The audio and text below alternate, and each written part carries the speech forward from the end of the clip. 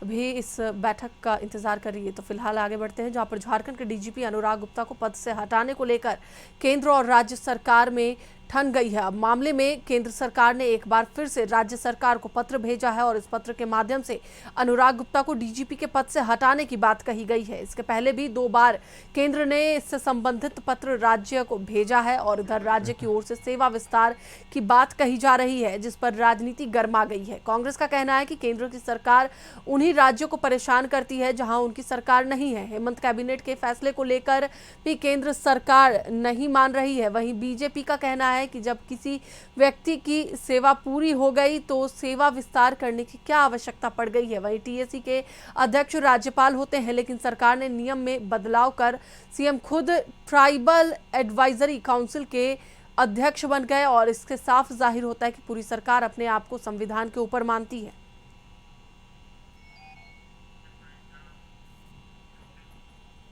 झारखंड में पेसा कानून लागू करने में देरी पर पूर्व सीएम रघुवर दास ने हेमंत सरकार पर फिर निशाना साधा है। उन्होंने कहा कि सरकार जानबूझकर आदिवासी हितों से जुड़े एक महत्वपूर्ण कानून को लागू नहीं कर रही है।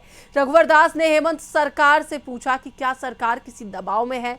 उन्होंने कहा कि पेसा कानून को लेकर सभी औपचारिकताएं पूरी हो चुकी है, फिर भी सरकार इसे लागू नहीं कर रही है। क्या सरकार को डर है कि यह कानून लागू हुआ तो उससे कुर्सी चली जाएगी। उन्होंने यह भी आरोप लगाया कि हेमंत सरकार किसी अदृश्य विदेशी ताकत या बाहरी दबाव में काम कर रही है और आदिवासी समाज को उलझाकर रख रही है।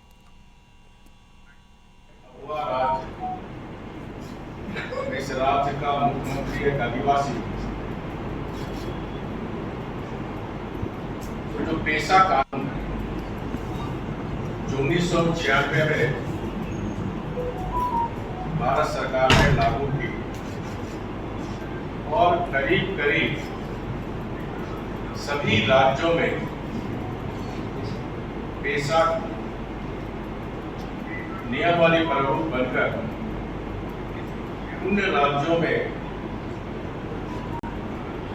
ग्राम स्वशासन का अधिकार, ग्राम